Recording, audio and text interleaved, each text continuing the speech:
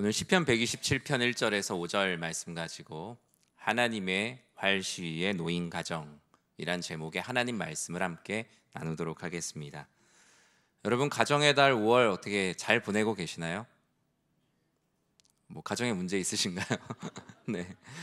가정의 달이라 여러 가지 많은 만남들도 있고, 또 일을 이렇게 주도하시는 분들은 아마 그 어느 때보다 바쁜 시간을 많이 보내셨을 거예요.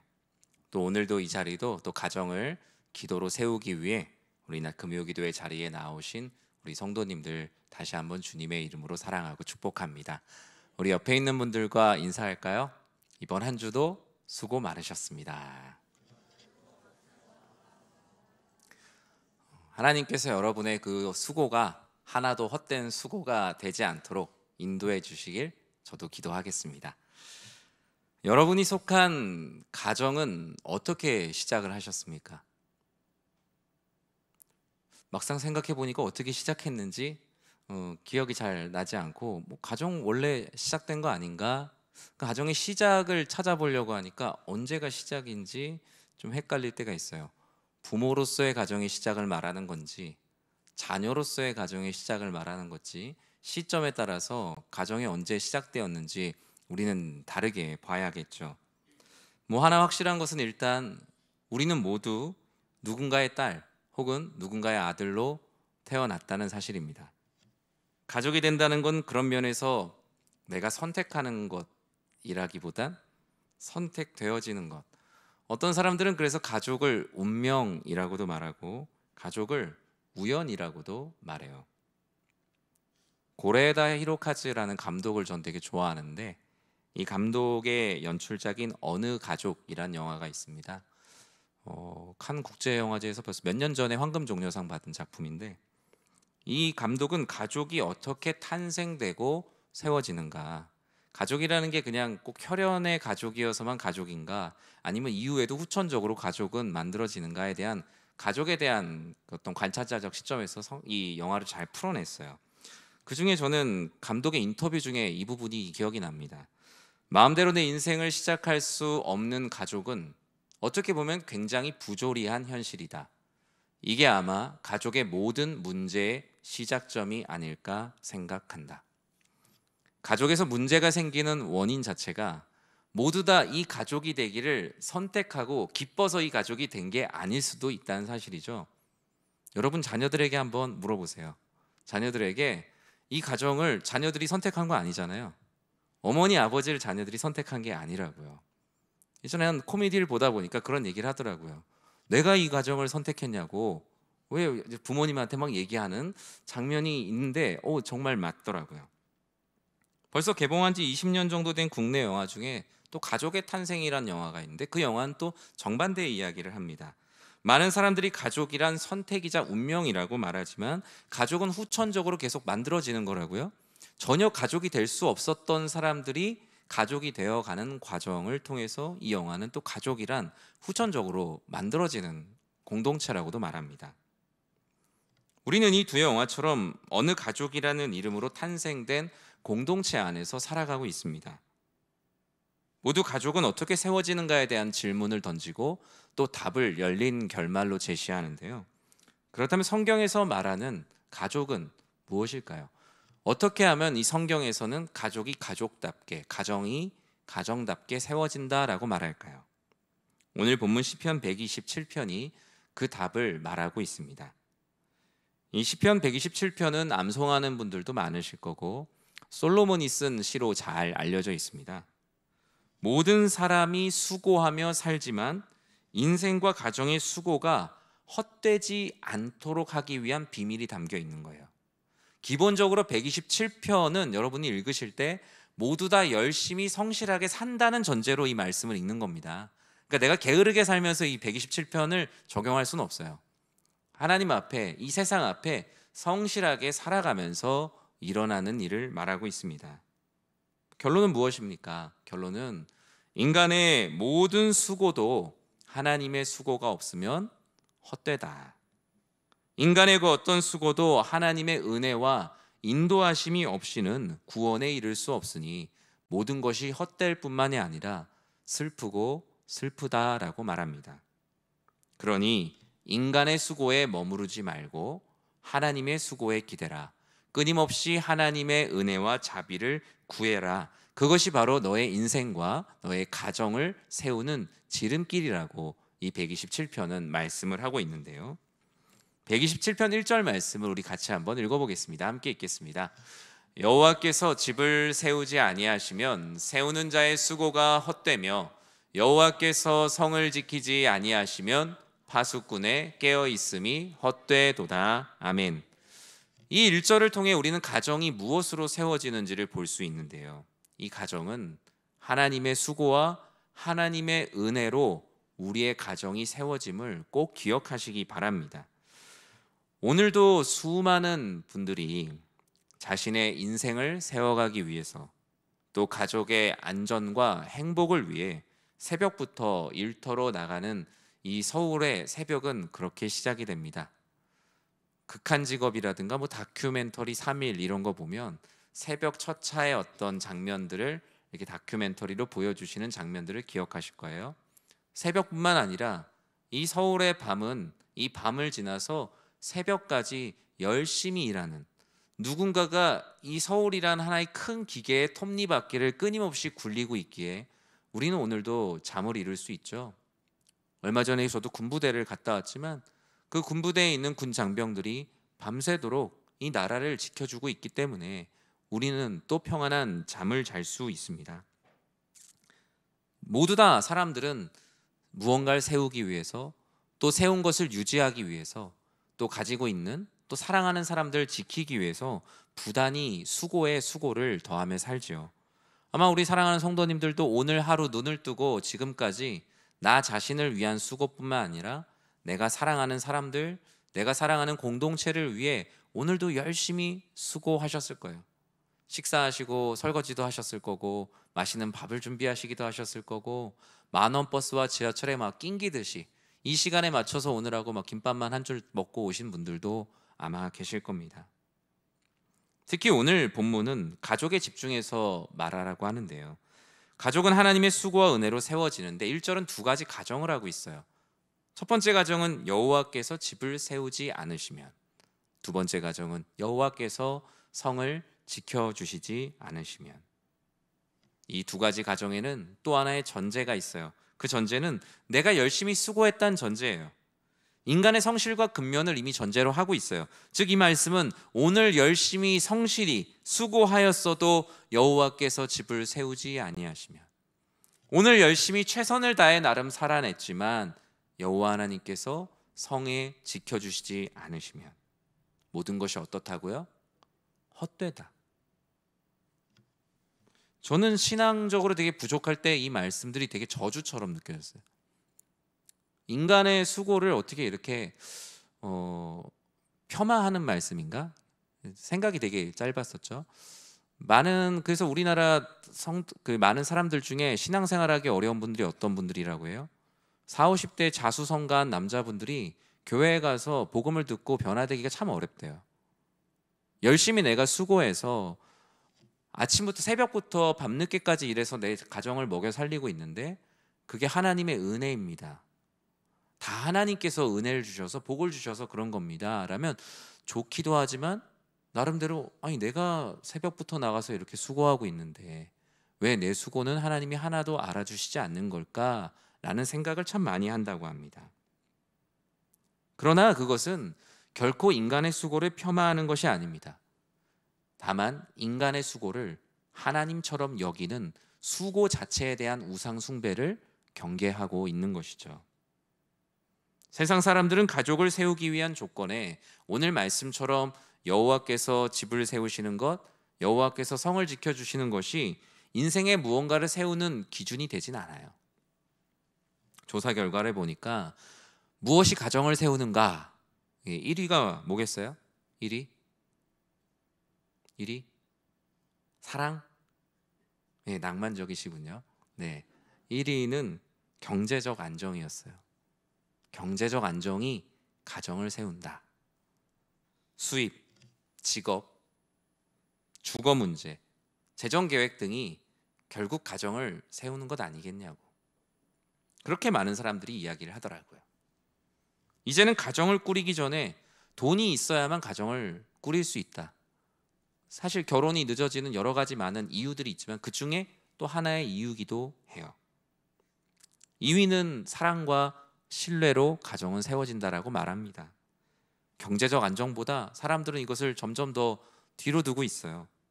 서로에 대한 감정적 지지와 신뢰, 그리고 그로부터 오는 유대감. 그래서 이젠 결혼을 다른 말로 정서적 파트너십의 체결이라는 표현을 쓰기도 해요. 그 밖에 삶의 가치관이 같아야 한다, 자녀 양육관이 같아야 한다, 외모와 건강, 집안 배경, 학력 등 외적 조건이 충족되어야 비로소 하나의 가정이 탄생되고 세워진다라며 가정의 필요 충분 조건을 다음과 같이 말합니다. 그러나 오늘 본문은 너무나 단호하게 말씀합니다. 그것이 아니라고요. 오늘 본문에 1위에서 5위까지의 모든 조건이 충족된다 하여도 여호와께서 집을 세우셔야 한다는 것, 그 모든 것이 채워진다 하여도 여호와께서 성을 지키지 않으시면 그 어떤 것을 가지고 내가 내 힘으로 보호한다고 하여도 다 지킬 수 없다는 것을요. 마치 어린아이가 손에다가 바닷물을 잡고 손에 힘을 꽉 쥐고 있지만 결국에 그 손에 힘이 풀리고 그 손에 있는 물들이 다 빠져나가 버리는 것처럼 말이죠. 그렇지 않으면 너희의 모든 수고가 헛되다고 말씀하고 있어요. 밤새도록 성을 지키는 파수꾼에 깨어 있음도 헛되다. 앞서 말씀드린 대로 이게 과연 그럼 사람들을 향한 저주일까요? 아니면 하나님의 겁박일까요? 그렇지 않아요. 이것은 하나님의 애통하심이에요. 하나님은 이 세상을 창조하셨고 우리의 영혼을 구원하시기 위한 하나님의 영혼 구원의 이 로드맵이 다 있어요. 그런데 그 길에서 자꾸 벗어나려고 하는 것, 길에서 벗어난다라는 걸 성경에서 뭐라고 말하죠? 죄라고 합니다. 죄라는 단어의 뜻이 길에서 벗어났다, 관역에서 벗어났다라는 의미를 갖고 있어요. 원어가. 그러니까 죄라는 단어의 히브리어의 어원이 하나님이 원래 쏘라고 한 곳에 쏘지 않고 다른 곳에 쏘는 것을 죄라고 해요. 하나님의 애통하심, 자녀를 사랑하는 부모님의 마음이에요. 세상을 창조하신 하나님께서 이 세상 돌아가는 순리를 다 아시는데 그 하나님의 순리대로 살지 않고 역행자로 살아갈까봐 우리를 걱정하시고 애통해 하시는 것이죠. 얘들아, 그렇게 살면 내가 너희를 도울 수가 없어. 너의 수고가 헛될까봐 걱정이 된단다. 너의 깨어있음이, 내가 가지고 있는 모든 것을 지키려고 막 잠 안 들려고 깨어있는 그 모습이 너무나 안타깝단다. 그것이 바로 시편 127편을 통해 주시는 주님의 마음이에요. 사랑하는 성도 여러분, 우리는 그저 집을 세우시고 성을 지키시는 하나님의 수고에 전적으로 기대해야 합니다. 내 수고가 좀 부족해도 괜찮아요. 나의 집과 성의 주인이 되시는 하나님의 은혜를 구해야겠죠. 앞서 많은 사람들이 가정을 세우기 위한 1에서 5번까지의 어떤 조건들을 얘기했잖아요. 만약에 그것이었다면 저는 지금 제 아내랑 결혼을 못했을 겁니다. 네, 제 아내가 저를 먹여 살렸기 때문에 저는 아마 결혼을 100% 못했을 거예요. 1번부터 5번까지 해당하는 건 제가 사랑하는 마음, 그거는 당연히 있었겠지만 다른 것들로는 채워지지가 않는 거예요. 아마 그 조건대로 결혼을 해야 한다면, 그리고 결혼정보회사에 만약에 제 정보를 넣는다면 저는 아마 거의 빵점에 해당하는 사람이 아니었을까 생각을 해요. 그러나 하나님께서는 그 가운데 하나님의 사랑으로 사람을 세우시고 가정을 세우시고 공동체를 세워가세요. 모든 곳에 돈이 있어야 교회가 세워지고 돈이 있어야 뭐가 되고 이런 것 같지만, 우리의 눈에 그렇게 보이지만 하나님은 결코 그런 분이 아니세요. 하나님을 경외하는 마음, 하나님을 사랑하는 마음, 공동체가 서로 진실하게 사랑하는 가운데 하나님께서 그 모든 필요를 채우심을 믿으시기 바랍니다.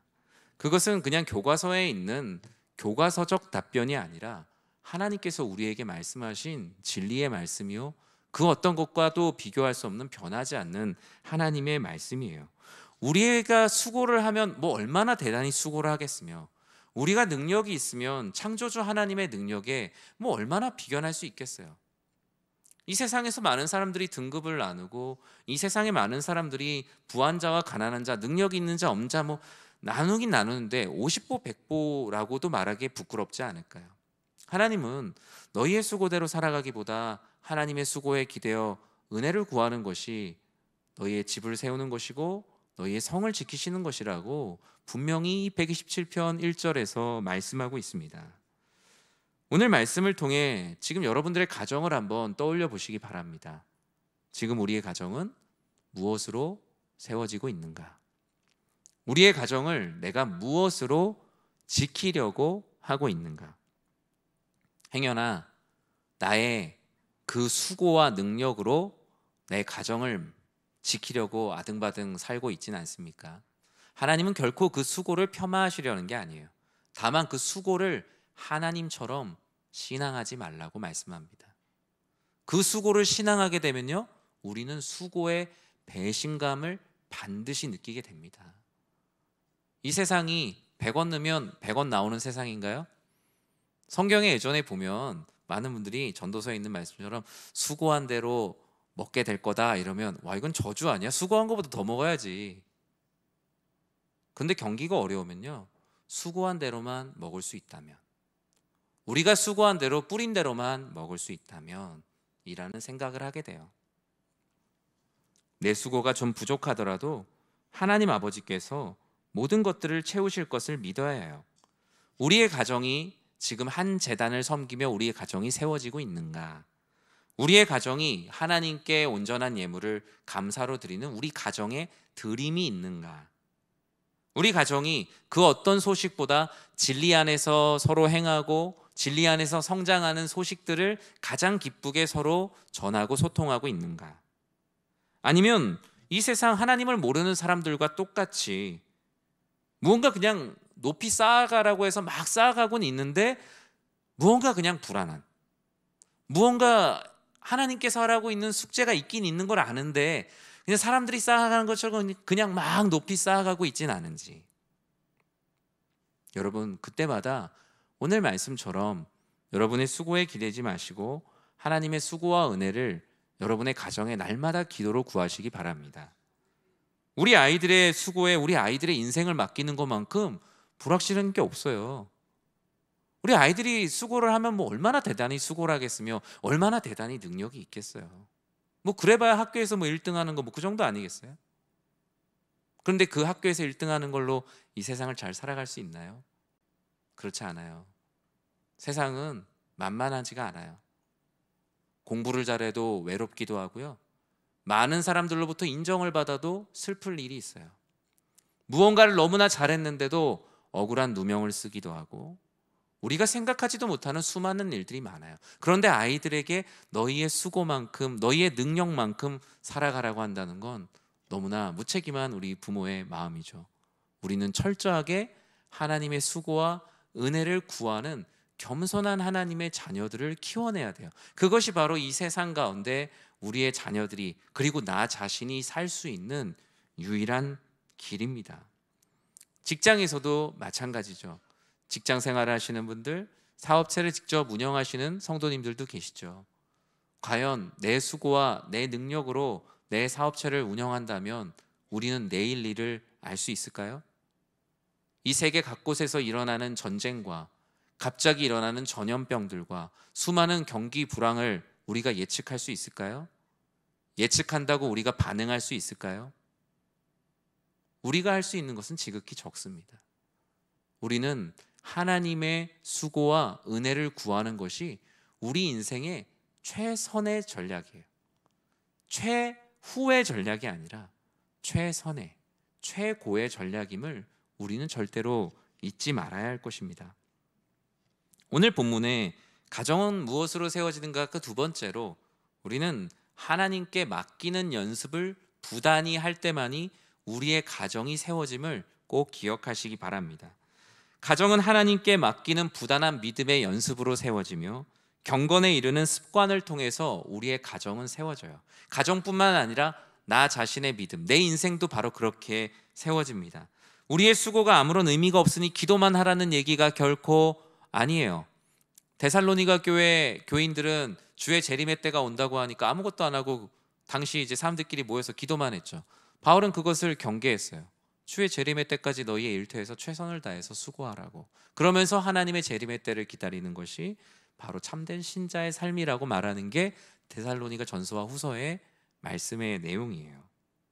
우리는 우리의 시간 속에서 최선의 수고를 다해야 한다는 것은 변함이 없습니다. 하나님께서 수고하시고 은혜를 주시니까 우리가 게을리 살아야 된다는 게 결코 아니에요. 크리스찬들이 훨씬 더 근면하고 성실하게 살아냈거든요. 다만 앞서 말씀드린 대로 그 수고 자체를 하나님처럼 믿지 말라는 것이죠. 우리는 수고의 훈련과 함께 하나님께 모든 것을 맡기는 위탁의 연습을 해가며 우리의 가정과 우리의 인생과 내가 속한 공동체가 세워집니다. 교회도 어떻게 하면 교회가 부흥할 것인가, 우리가 뭔가를 하기보다 우리가 무언가 하는 수고도 필요하지만 하나님께 이 교회의 목회와 이 교회의 앞으로의 갈 길을 모든 성도들이 하나님께 끊임없이 맡기며 기도하는 것이 교회의 미래를 위해 항상 최선임을 꼭 기억하셔야 돼요. 목회자가 거기에서 제일 먼저 벗어날 때가 많거든요. 뭘 해야지, 어떤 걸 해야지.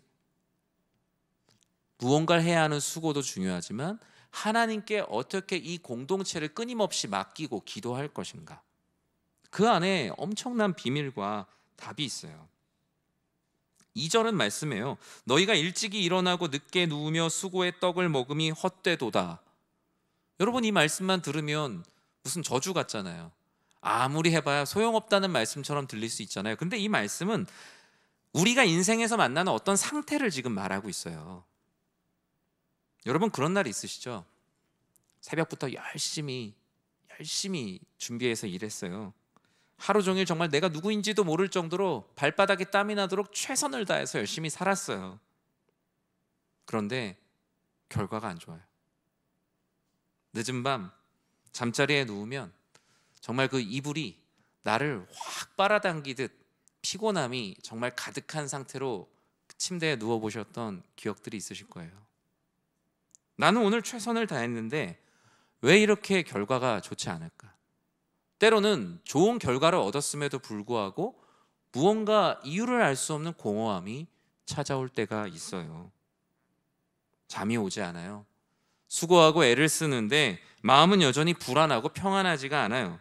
이런 상태를 성경은 일찍이 일어나고 늦게 눕는 최선을 다하는데 겪는 알 수 없는 불안, 이 말씀이 바로 그 알 수 없는 불안을 말하고 있어요. 성경은 이런 삶을 평안을 빼앗긴 삶이라고 말합니다. 평안을 왜 빼앗겼을까요? 성경에서는 인간이 평안을 빼앗기는 부분, 특히 시가서와 우리 욥기, 시편, 잠언, 전도서, 아가서를 시가서 또는 지혜 문학, 지혜서라고도 하죠. 이 지혜서에서 평안을 빼앗기는 이유에 대해서는 오직 한 가지를 말해요. 지혜서의 주제이기도 하죠. 바로 여호와를 경외하는 삶. 여호와를 경외하는 삶을 잊어버리면 우리는 그 순간부터 평안을 빼앗깁니다. 이것은 시소와 같다라고 말해요. 여호와 하나님을 경외하는 그 내 안의 경외함이 사라지면 내 안에 점점 평안도 사라집니다.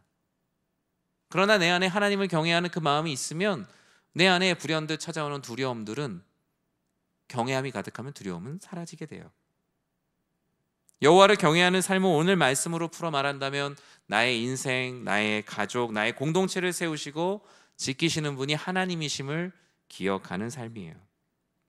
만약에 나를 창조하시고 나를 구원하시고 오늘도 나를 인도하시는 하나님, 그 하나님을 경외하는 것을 잊어버리는 순간 우리는 불안에 빠지게 돼요.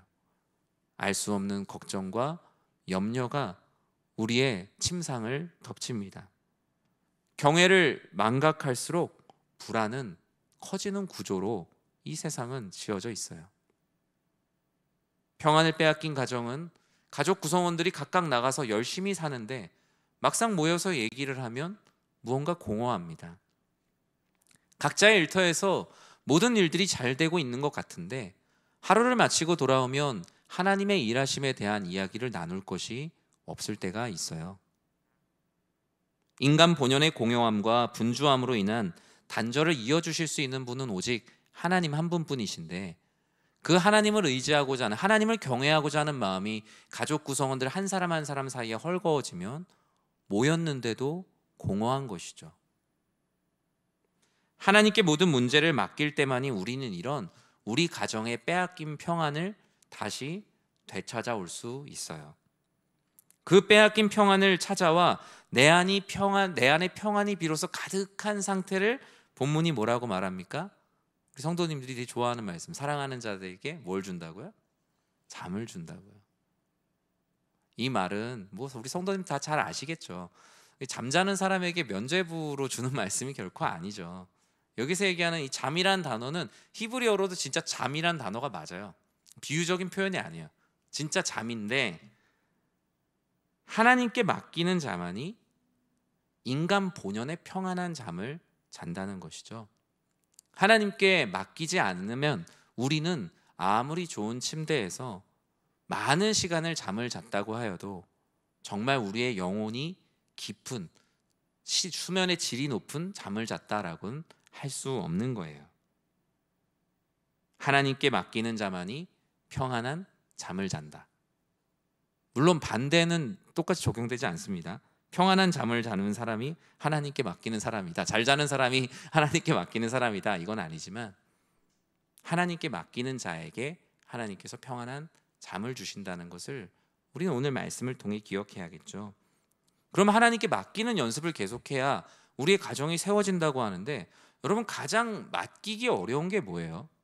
여러분이 가지고 있다라고 나와 연결된 것 중에 가장 맡기기 어려운 게 뭐예요? 다 안 맡기시죠? 네. 가장 맡기기 어려운 거, 저는 자식인 것 같아요. 저도 지금도 배워가고 있지만 자녀의 문제가 가장 맡기기 어려운 것 같아요. 가정을 세우기 위해 하나님께서는 자녀를 통해서 맡김의 연습을 아주 스파르타식으로 우리들에게 시키시는 거예요. 127편 3절에 보면 뭐라고 말합니까? 자녀가 뭐라고 말하죠? 같이 읽어볼까요? 보라, 자식들은 여호와의 기업이요 태의 열매는 그의 상급이로다. 아멘. 이 말씀이 뭐죠? 하나님께서 아예 못을 박으세요. 보라, 자식들은 뭐라고요? 하나님의, 여호와의 기업이요, 너의 기업이 아니라 나의 기업이라고 하나님께서 말씀을 하세요. 그렇기 때문에 우리가 태의 열매를 하나님의 뭐라 그래요? 상급이라 그래요. 자녀가 내 거면 자녀가 내 선물은 아니잖아요. 원래 내 거니까. 그런데 왜 자녀를 상급이라 선물이라 말하죠? 자녀는 하나님의 기업인데 우리에게 주신 상이기 때문이에요.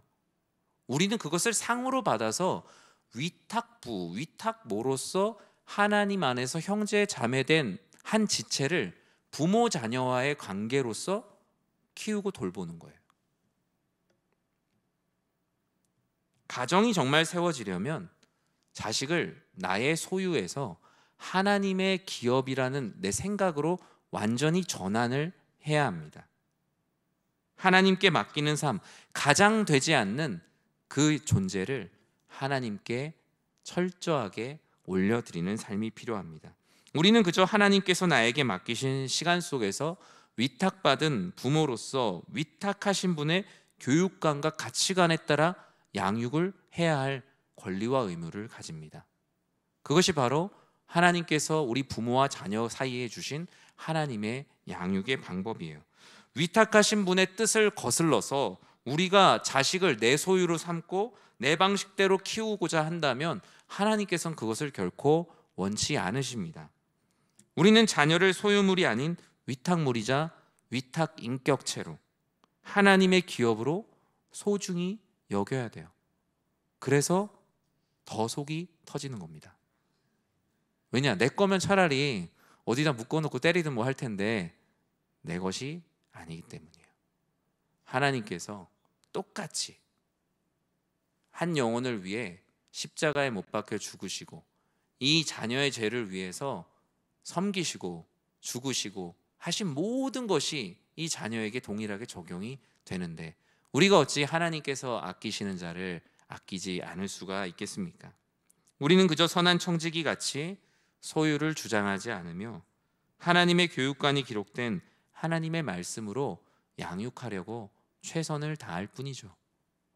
우리의 가정에 따라 우리가 마음 가운데 가져야 되는 부모의 마음은 그런 것이고요. 자녀된 또 입장에서 부모님을 대할 때도 마찬가지죠. 그 부분은 제가 주일에 들려드리도록 하겠습니다. 127편 4절과 5절에 어떻게 쓰여져 있죠? 같이 한번 읽어볼까요? 젊은 자의 자식은 장사의 수중에 화살 같으니 이것이 그의 화살통에 가득한 자는 복되도다. 그들이 성문에서 그들의 원수와 담판할 때에 수치를 당하지 아니하리로다. 아멘. 자녀는 장사의 수중에 뭐라고 말하죠? 화살이라고 말해요. 화살통에 화살이 많으면 좋아요? 적으면 좋아요? 많으면 좋겠죠. 이 말씀하면서 아이 많이 나오라고 목사님들이 설교하시는데 그 부분도 맞다고 할 수 있겠죠.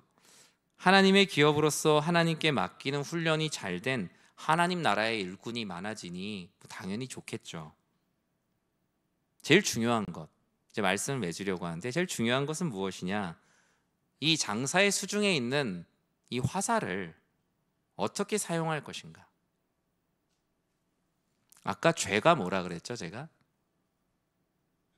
관역에서 빗나가게 쏘는 게 죄라고, 원래 가야 될 길에서 벗어나는 게 죄라고 말씀드렸습니다. 오늘 말씀의 제목이 하나님의 활시 위에 놓인 가정이라는 제목을 제가 지었습니다. 여러분 가정의 화살통에 있는 자녀들, 그 화살은 어디로 날아가고 있습니까? 화살은 스스로 날아가는 존재가 아닙니다. 하나님께서 부모라는 하나님의 대리자를 통하여서 활시 위에 화살을 걸게 하십니다. 무엇을 향하여 우리가 우리의 자녀들을 활시 위에 놓고 당기고 있는가? 부모님이 기도하고 하나님의 뜻과 인도하심을 구하여 하나님의 활시 위에 걸린 화살들이 될 수 있도록 우리는 끊임없이 기도해야 합니다. 그런데 부모된 부모 세대가 하나님의 영광을 바라보지 않고 자기 영광을 조준하여 우리의 자녀들을 계속 쏘아대고 있다면 쏜 대로 날아가서 꽂힐 뿐입니다. 그래서 우리는 부모로서 무한한 책임을 가져야겠죠. 하나님께 기도해야죠. 그 또한도 나의 능력과 나의 수고로 하려고 하지 마시고 하나님의 지혜와 그저 은혜를 구해야 할 것입니다. 하나님, 저는 하나님께 집중하여 우리 자녀들을 그쪽으로 쏠 능력이 없습니다. 주님, 오늘도 도와주셔서 하나님의 영광을 위해 쓰임 받도록 우리 자녀들이 올바른 길로 나아갈 수 있도록 주님께서 우리 가정에 활시위를 조정해 주십시오. 이 세상 사람들이 쏘라고 하는 곳으로 멀리 날아간다고 그저 좋아하고 높이 솟아오른다고 그저 그곳에 마냥 줄을 서서 우리 자녀들을 세속의 활시 위에 걸어두려고 하진 않습니까? 그렇다면 그 활시 위에 걸려있는 내 목숨보다 중요한 자녀들을 하나님의 활시 위, 하나님의 수고, 하나님의 은혜, 하나님의 인도하심의 활시 위로 옮겨서 그 화살들을 쏘아야 하지 않을까요? 기도로 사랑으로 활시 위를 힘껏 당겨 하나님 나라를 향하여 우리의 자녀들과 우리의 다음 세대들이 쏘아져야 되지 않을까요? 하나님께 맡기면 하나님의 활시 위에서 당겨진 화살 같은 자녀들은 결코 수치를 당하지 않는다라고 오늘 본문 5절에서 약속하고 계시지 않습니까? 여러분 이 말씀을 그저 고지곳대로 믿으시기 바랍니다. 하나님 아버지의 말씀대로 하나님의 활시 위에서 쏘아진 화살들은 하나님께서 쏘라고 하신 그 관역에 다 정확히 꽂히게 될 거예요. 그것이 바로 하나님의 사람들이 살아가는 방법입니다. 그것은 자녀들뿐만 아니라 우리 자신의 인생도 그렇습니다. 지금 내가 어디로 쏘아지고 있는가? 나는 지금 무엇을 향해 날아가고 있는가? 남들이 볼 때 빠르고 높게 멀리 날아간다고 해서 스스로를 교만하게 여기진 않는가? 자녀들뿐만 아니라 우리 사랑하는 성도님들의 인생의 화살도 하나님의 활시위로 옮겨 놓을 때 우리의 가정이 비로소 든든히 세워지고 주 안에서 화목한 가정이 될 것입니다. 우리 사랑하는 성도님들의 가정이 하나님의 인도하심과 보호하심으로 더욱더 단단해지는 이 가정의 달이 되시길 주님의 이름으로 간절히 축원합니다.